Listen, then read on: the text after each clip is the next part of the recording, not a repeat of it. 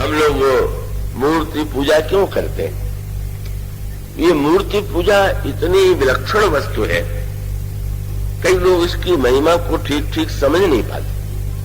कई बार लोग क्या करते हैं कि जो उच्च कोटि के व्यक्ति होते हैं और उनको मूर्ति की आवश्यकता नहीं है, वे मूर्ति पूजा नहीं करते, और जो साधारण प्रथम कक्षा वाले हैं वे मूर्ति पूजा करते हैं।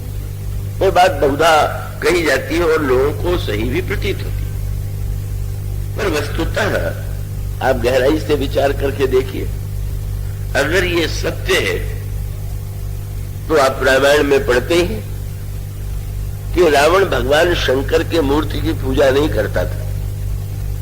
स्वयं शंकर जी चैतन्य रूप से उसके यहाँ आते थे। और ये भी आप जानते हैं कि भगवान राम ने समुद्र पार करते हुए शंकर जी की मूर्ति की पूजा की। तो इसका अर्थ हुआ श्री राम पहली कक्षा के विद्यार्थी है और रावण जो है वो अंतिम स्थिति में पहुंचा हुआ व्यक्ति है।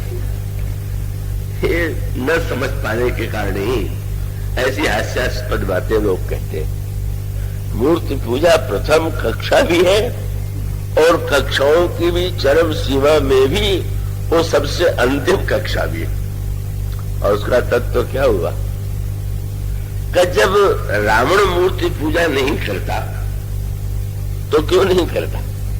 गोस्वामी जी ने कहा कि उसने शंकर जी से यही कहा कि महाराज जी, मैं तो राजकार्य में बड़ा व्यस्त रहता हूं, आप ही आकर के पूजा ले जाया करिए। तो बड़े कौतुकी हैं शंकर जी, चले आते थे। ब्रह्मा से उसने कह दिया कि आप वेद के सबसे बड़े ज्ञाता हैं, पर उसका सबसे बड़ा उपयोग तो मुझ जैसे महापंडित की राजसभा में ही है। आप आके वेद पाठ कर जाया करिए। शंकर जी नित्य पूजा लेने आते थे, ब्रह्मा वेद पाठ करते थे। नवग्रह की सीढ़ियों पर बड़ी विलक्षण कल्पना रावण के विषय में है कि सिंहासन पर चढ़ने के लिए तो उसने कहा कि इन सीढ़ियों की आवश्यकता नहीं है, मैं तो नवग्रह की सीढ़ी पर पैर रख के चढ़ूंगा। पर वो लोग ग्रह दशा से संत्रस्त रहते हैं, पर वो कहता है कि ये ग्रह तो मेरे पैरों के नीचे दबे हुए हैं, ऐसा जिसका अतुलित विस्तार हो। तो वो एक चित्र रावण का है और दूसरा चित्र श्री राम का है, और वो ये है कि भगवान राम समुद्र के किनारे का बस बंदरों से कहते हैं कि करियो यहाँ संबुथापना मोरे हृदय परम कल्पना, मैं चाहता हूं कि भगवान शंकर की पूजा करूं। सत्य तो ये है कि रावण न तो वेद पाठ सुनता था, न शंकर जी की पूजा करता था। उसके देवता तो अहंकार थे, वो अभिमान की पूजा करता था। और अभिमान की पूजा मैंने रावण को भी वही शायद रोग लग गया होगा जो आजकल कई बुद्धिमानों को लग गया है। ये मूर्ति पूजा तो साधारण लोगों के लिए है। अब ये सब लोग जो करते हैं, मैं भी वही मूर्ति बना के पूजा करूं तो मेरी क्या विशेषता? विशेषता उनको अपनी दिखाई देनी चाहिए। जिसकी पूजा करते हैं उसकी विशेषता का कोई अर्थ नहीं, और उसका परिणाम एक रूप है। मूर्ति पूजा का तत्व ये हुआ, आप जब मूर्ति की पूजा करते हैं तो पहली कक्षा की दृष्टि से भी ठीक है, ईश्वर सर्वव्यापी है। लेकिन ये वाक्य दोहराना तो सरल है, पर दोहराने के बाद सचमुच ये अनुभूति में आना तो सरल नहीं है। तो उसका प्रारंभ मान लीजिए एक मूर्ति से कर लीजिए, ठीक है। पहली कक्षा भी उसे मान लीजिए कि जैसे पाठशाला के विद्यार्थी को पढ़ाया जाता है तो चित्र के द्वारा माध्यम से उसको पढ़ाया जाता है। आप कह सकते हैं कि मूर्ति के माध्यम से व्यक्ति की साधना प्रारंभ होगी। किंतु जब आप चरम सीमा पर पहुंचेंगे, वो तो आपने वहां से अभ्यास किया और करिए, पर करते करते आपको अंत में क्या लगेगा? अंतर यही है कि जब भगवान राम से पूछा गया कि मेरा शंकर जी तो बिना निमंत्रण के ही आपके यहाँ जन्म होता है तो पहुंच जाते हैं और वो अयोध्या की गलियों में घूम करके आनंद लेते हैं, विवाह हुआ तो अपने आप आकर के विवाह और घोड़े पर बैठे हुए दूल्हे के रूप में आपको देख करके गए। जब शंकर जी निरंतर आपकी लीला में सम्मिलित होने के लिए व्यग्र रहते, तो क्यों न हम जाकर के शंकर जी को निमंत्रण दे आवे कि चलिए समुद्र के किनारे प्रभु आपकी पूजा करेंगे। प्रभु ने जो उत्तर दिया वही मूर्ति पूजा का अंतिम तत्व है। और उन्होंने ये कहा कि अगर मैं ये मानता होता कि भगवान शंकर एक देशी हैं तो मैं उन्हें बुलाता, पर मैं जानता हूं कि जब वो सर्वव्यापी है तो जहां मैं उनकी पूजा करूंगा उनकी ही पूजा होगी। तो एक बार माना आपने और दूसरी बार जाना। प्रारंभ में मूर्ति पूजा की जाती है मान करके और अंत होता है जान करके। पहले आपने माना कि मूर्ति में भगवान, और अंत में आपने सचमुच जान लिया कि भगवान तो जो चेतन दिखाई दे रहा है उसमें ही नहीं है, जो जड़ प्रतीत हो रहा है वहां पर भी साक्षात विराजमान है। इसलिए वस्तुतः रावण अज्ञानी है तो वो नाम तो लेता है शंकर जी का, पर वो केवल अभिमानी है और वो भगवान शिव की सर्वव्यापकता के तत्व का जीवन में अनुभव नहीं करता।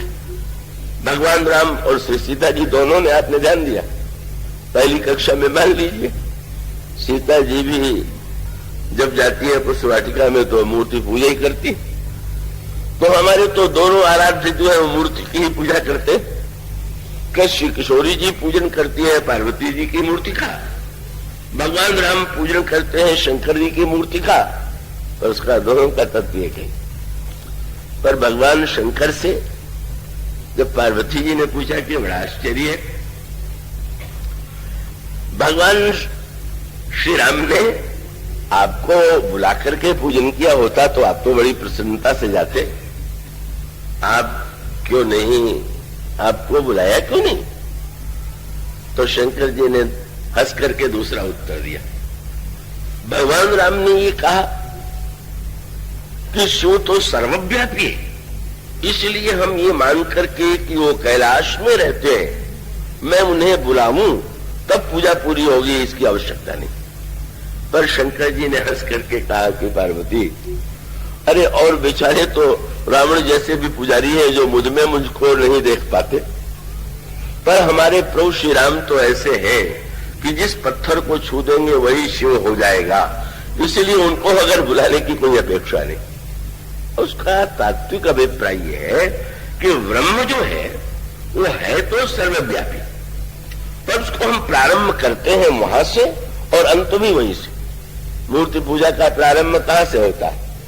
वही गोस्वामी जी ने कहा किशोरी जी गई और जाने के पश्चात गोस्वामी जी कहते मज्जन करी सर सखिन समेता गई मुदित मन गौरी निकेता, और उसके पश्चात पूजा कीन अधिक अनुरागा निज अनुरूप सुभग बर मांगा।